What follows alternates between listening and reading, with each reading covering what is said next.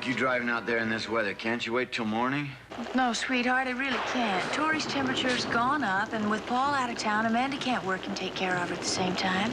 Now, look, if you're about to make some comment about my driving ability, I'm going to stop by the station and punch out. Yeah, well, I know you think you're Mario Andretti, but the track's wet out there tonight, Mario, so if you go, take care, okay? Okay, I will. Don't worry. Now, look, if I leave now, I'll miss rush hour. I'll call you when I get there. If I miss you, I'll leave word, okay? Give Amanda and Tori a big hug for me. Sure will. Bye-bye, sweetheart. Be careful, baby. Bye-bye. How's Tori? Well, fever's still up, so Jill's gonna drive out there and see what she can do. In this weather? Yeah, no. But Florence Nightingale's alive and well in SC.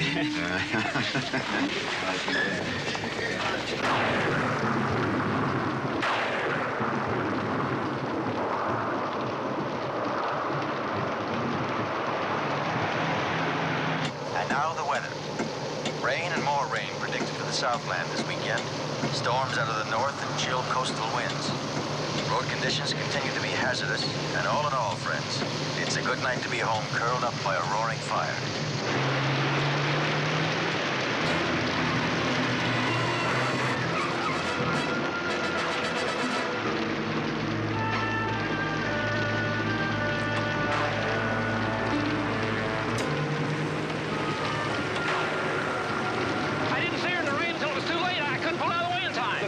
I'll take care of it.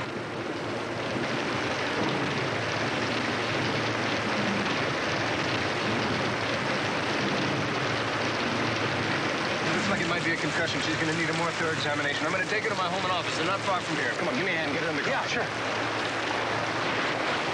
Just easy. We'll grab it there. Yeah. Keep her level. Yeah.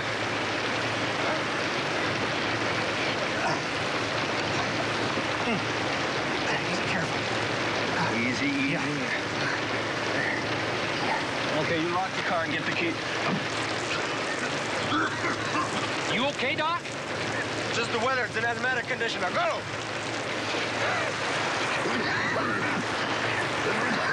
As soon as I get to a phone, I'll call the highway patrol and report the accident. Never mind. I'll do it when I get home. Okay.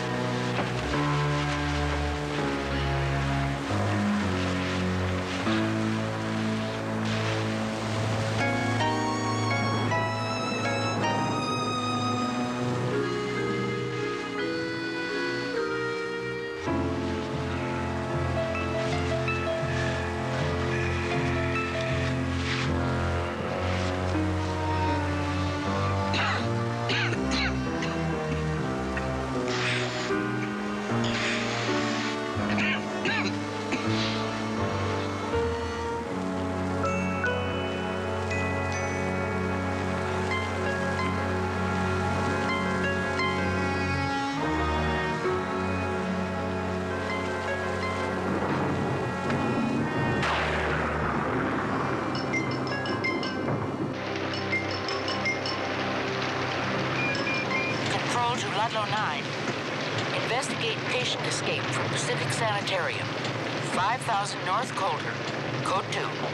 Ludlow 9, roger.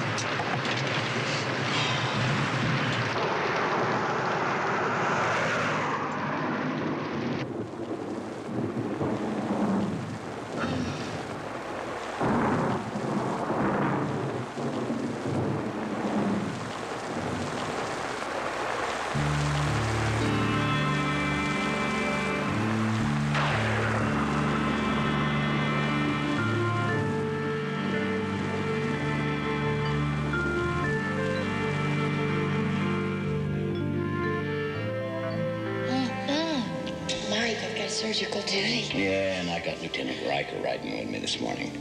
But we'll both make it on time. Oh, Mike.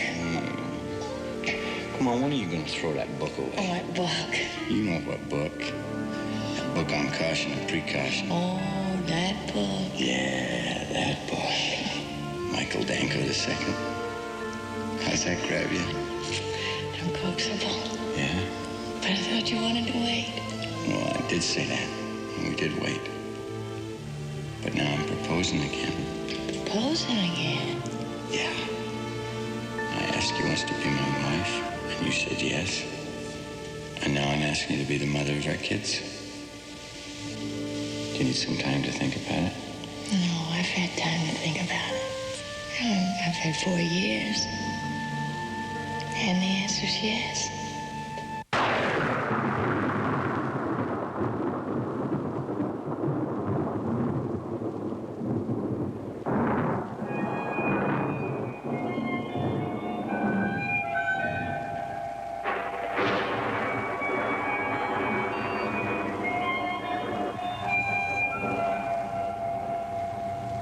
Hello.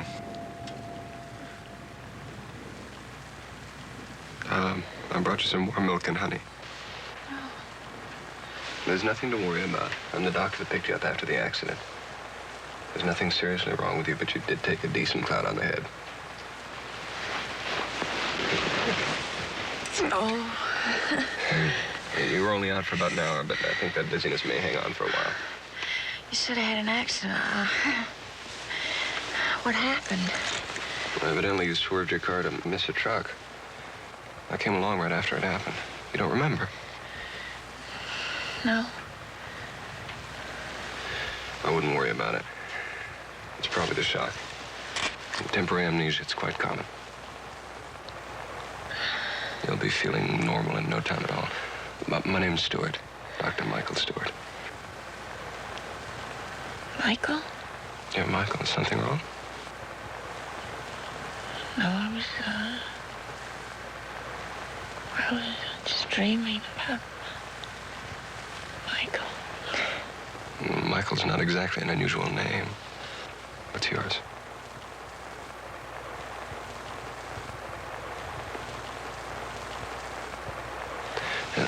Don't be afraid. Just tell me who you are, where you're from.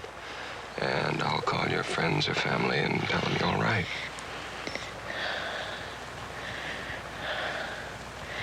I don't know. I don't know my name.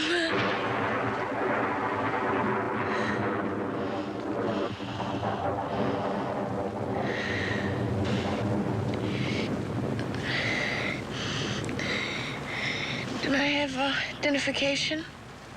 Like a wallet? Or a handbag? I looked for your name, or the name of someone to call in case of an emergency, and there was nothing. Well, the car must have a registration slip on it. That's a good thought. I'll check it out as soon as I get you settled in here. You don't remember anything? Where you were going? Where you were coming from? No, I don't.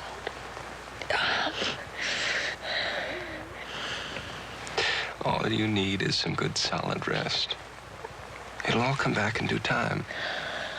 There's no cause for alarm.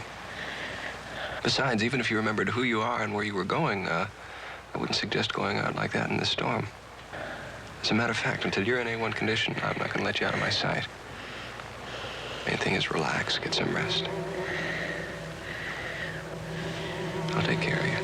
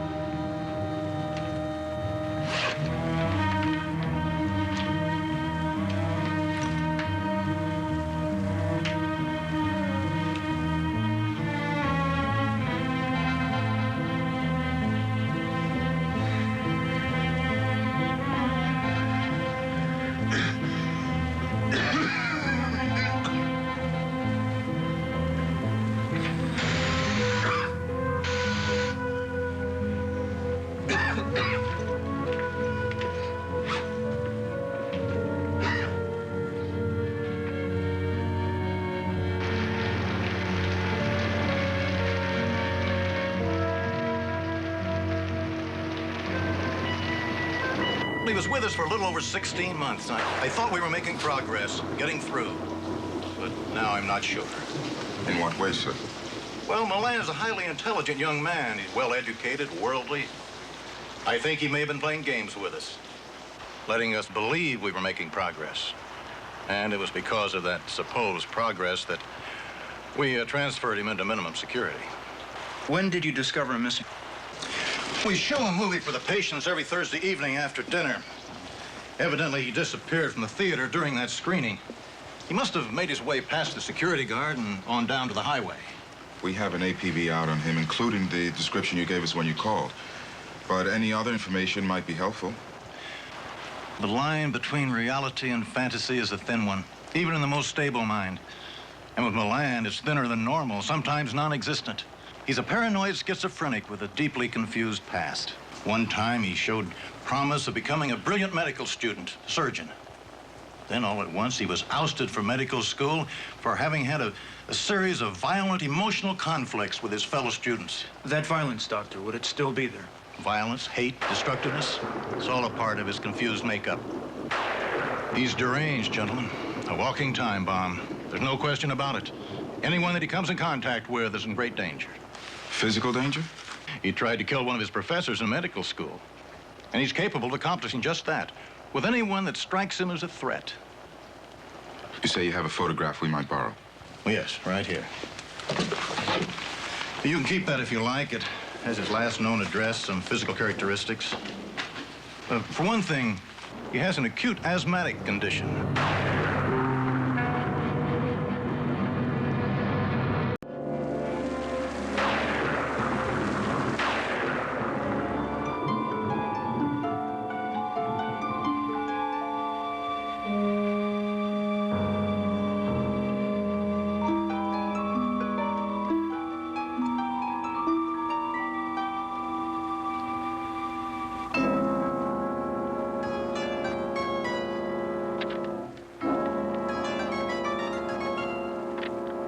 I had to run an errand. I hope you'll be comfortable until I get back. There's plenty of food in the refrigerator. Please make yourself at home. I'll be back as soon as possible. Michael.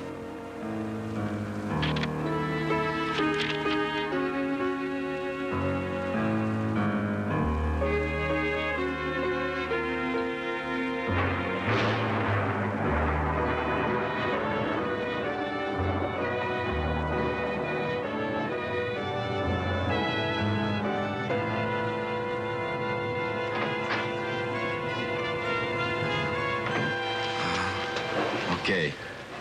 I'll talk to you later.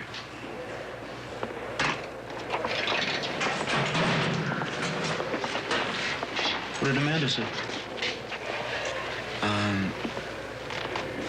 Jill's not there, and there's no word yet. What about your place? Could be Jill decided not to go after all. No, I tried, and there's no answer. Besides, Amanda's been phoning all evening.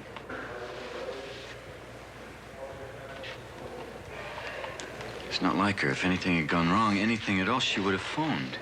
There's a lot of highway between here and Amanda's. Something happened. Maybe she could make it to a phone. Maybe we better take a look at those accident reports.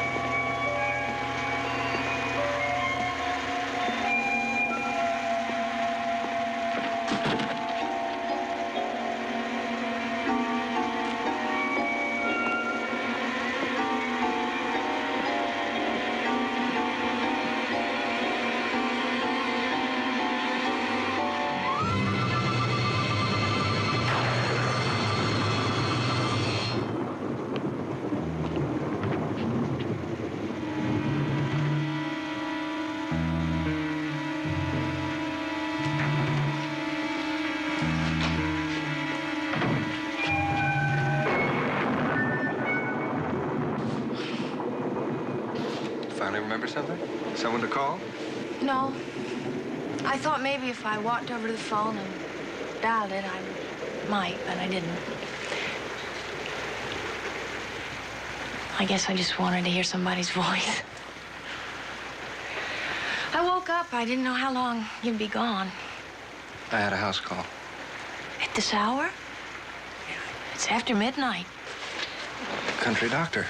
It's a family tradition. Just picking up where my father left off. He never drew the line at work hours. The registration slip in my car, did you have a chance to look for it? Yeah, I did. There's no registration slip. No identification anywhere. Oh, well. Come on. Hey, it's not the end of the world. Look, like I said, it'll all come back easy enough. By tomorrow morning, it'll be clear as a bell and you'll be on your way. You're cold. Why don't you go in and sit by the fire? I'll get us some brandy. It'll warm us both up. Then we can talk. Maybe it'll help you remember something. Come on.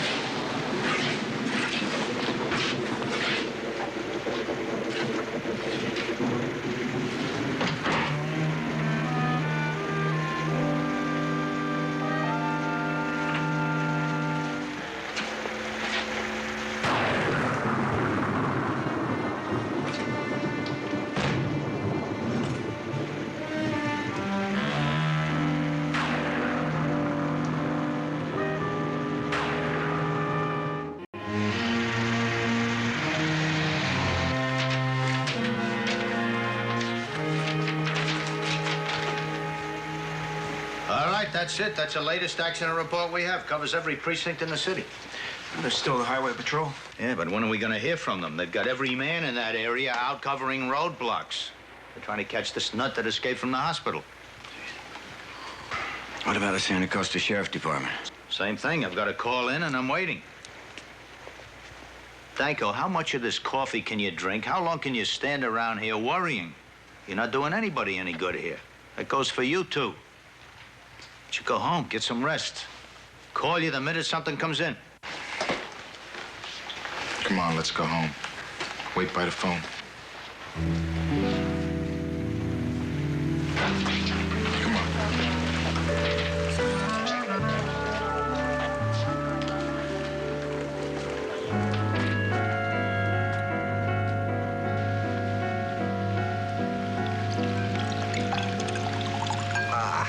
I know the country around here like the back of my hand. I grew up hunting and fishing all through the canyons and the mountains. We were going to talk about you.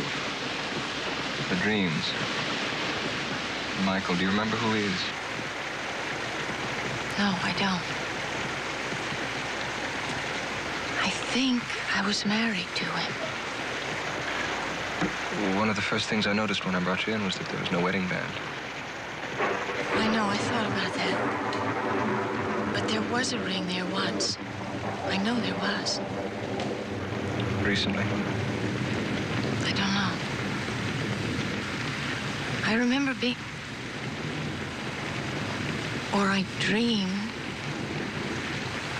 that I was in a hospital on our anniversary. Yours and Michael's? Yes. We were going to have a baby, and I lost it.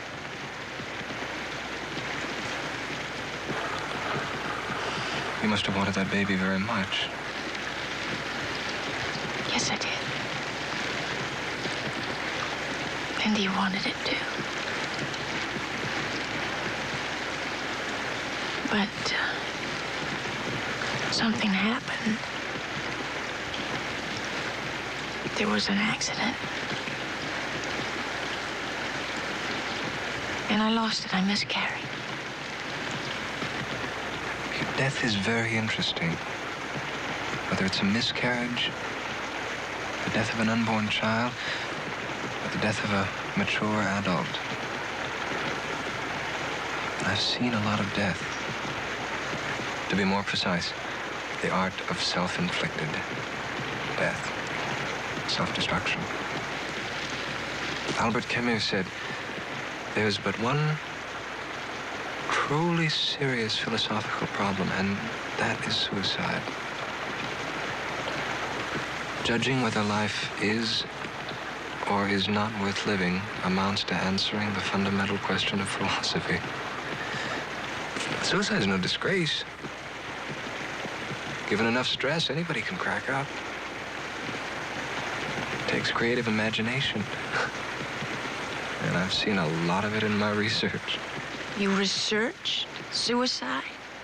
A thesis in pre-med school. Drugs are the most common method, mostly barbiturates. Favored by the suicidal middle and upper classes. Jumping is the death by falling. It's very interesting. People who've come close to death from mountain falls have actually had their whole life flash before their eyes. With no grief, with no pain, with heavenly music, with a feeling of warmth and peace.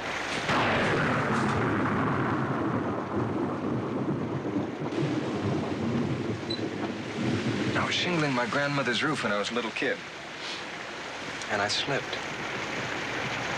I slipped and fell. And screamed, because I knew I was dead. My whole life flashed before my eyes. It really did.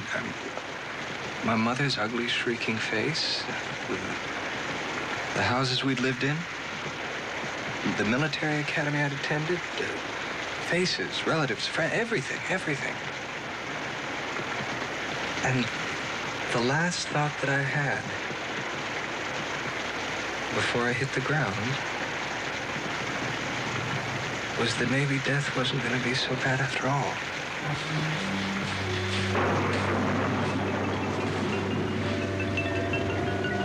But of course, I'm here to prove that I'm a survivor. But don't worry about that. Relax. It's an old house. The wiring isn't very stable. You may have a problem in the basement. In the basement? There was a window open. I went down to close it. Lights don't work. Thank you. I'll take a look at it when I have some time. I'm really awfully tired. I think I'd like to try to get some rest now. Look, I've got some work to do in my study. Why don't you just sit here and relax by the fire where it's warm? And if you need anything, I'll be in the back of the house. Just call. Okay? Promise?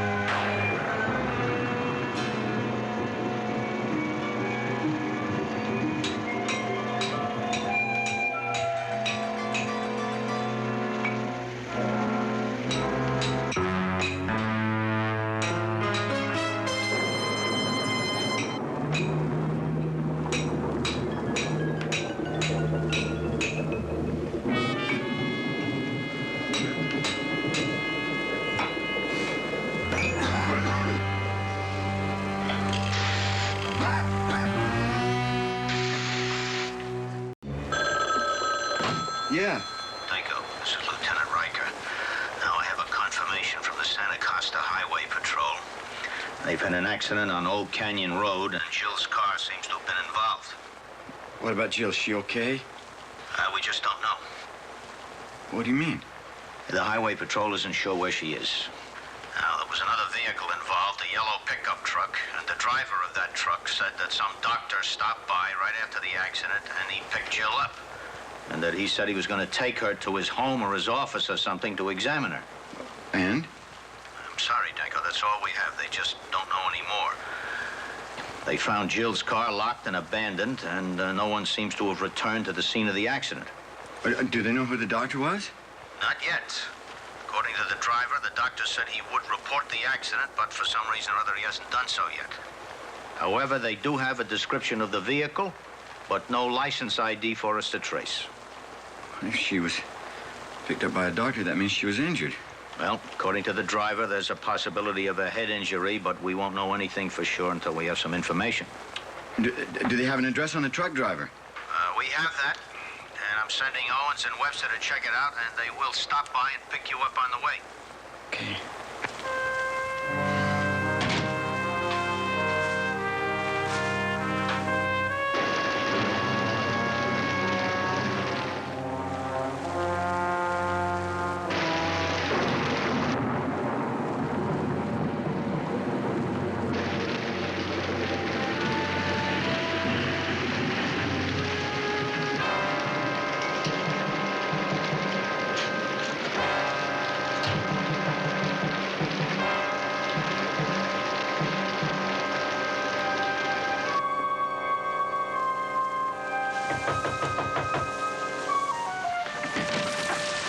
Dr. Stewart home, please?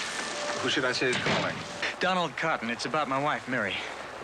Well, I'm afraid the doctor isn't in right now. But if you'd like to come in and wait, he should be back shortly.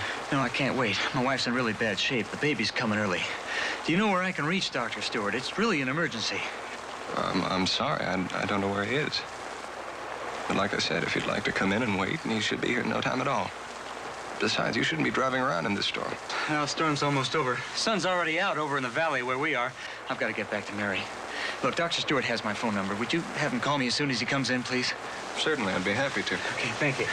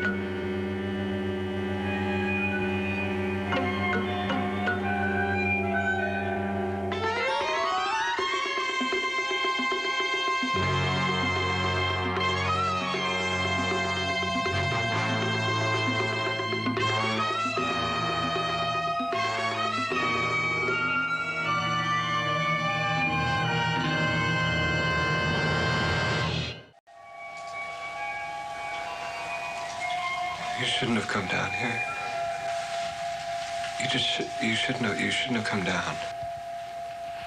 If you're not the doctor, who are you? It's none of your business. Look, you don't have to know. Would you trust me? Just please trust me. It's not that complicated. Look, the doctor was the one who was most responsible for sending me to the place. What place? The farm. There was no walls. There was no barbed wire. But they had guards. And they had invisible walls that were higher and stronger than anything that they could have built out of concrete or steel. Why did they send you there? Oh, assault with intent to kill. Oh, my God. Most people have never seen death, you know? I mean, they read about it and then they see the aftermath on the 6 o'clock news, but I've never confronted it. I tried to kill my mother when I was 14 years old. I tried 3 times, and that old lady wouldn't die.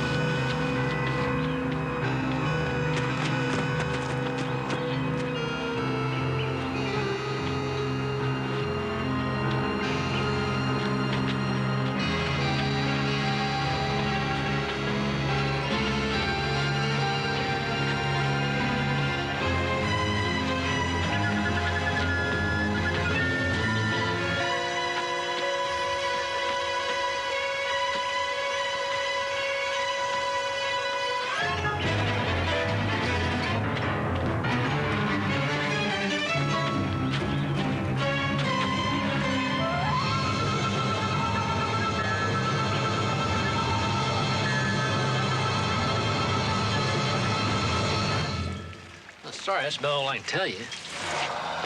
Had you ever seen this doctor before? Nope, never. Would remember it. He's a good-looking, young guy. Young for a doctor, I mean. How young? Late 20s, early 30s. Guess my image of a doctor is a little older, like old Doc Stewart. In fact, I thought for a second it was Doc Stewart when I first saw the car pull in and stop right after the accident. What do you mean? Mercedes. This young doctor was driving the same kind of Mercedes that Stewart has, right down to the color and the MD tag. Could it have been Dr. Stewart's car? Well, how could it have been? Well, you mean this guy might have actually been driving Stewart's car? Stewart, does he live around here? 2 or 3 miles down, old frame house sits right off the road. Can't miss it. Okay, thank you. Funny thing about that young doctor. Well, you'd think he'd know better than live in a climate like this. What are you saying? His condition, asthma. You'd think he'd want to live in a drier climate. Thank you.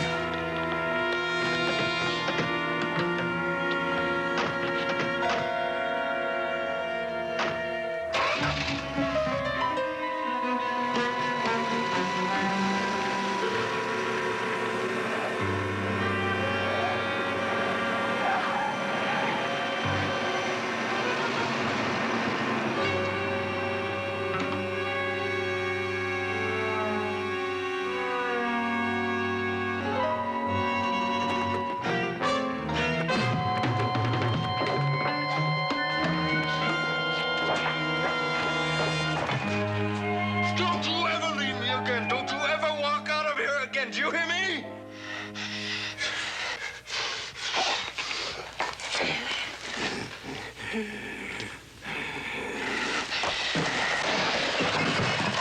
not dead. He's still breathing. I can feel his pulse. Come on, you're a doctor. You should know. He's dead. He's been dead since yesterday. I know he's dead. I'm telling you, he's not dead. Come on, feel his pulse. He's...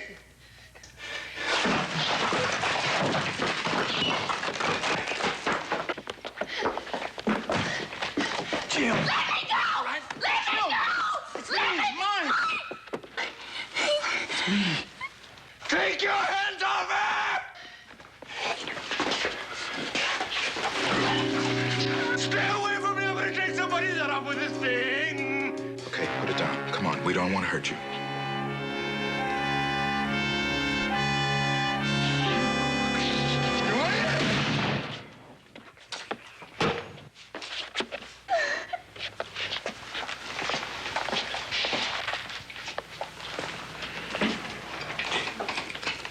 Okay, come on, come on. Call an ambulance.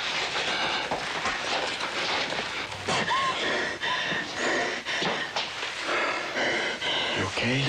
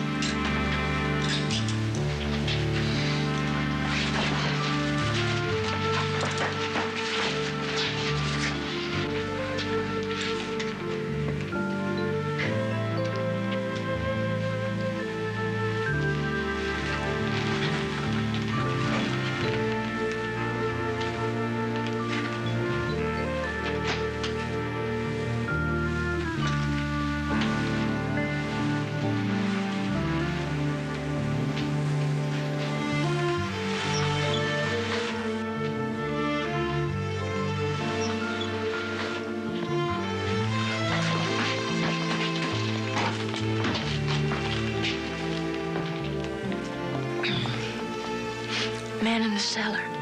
The real Dr. Stewart. He's been dead at least 24 hours. The coroner's on the way.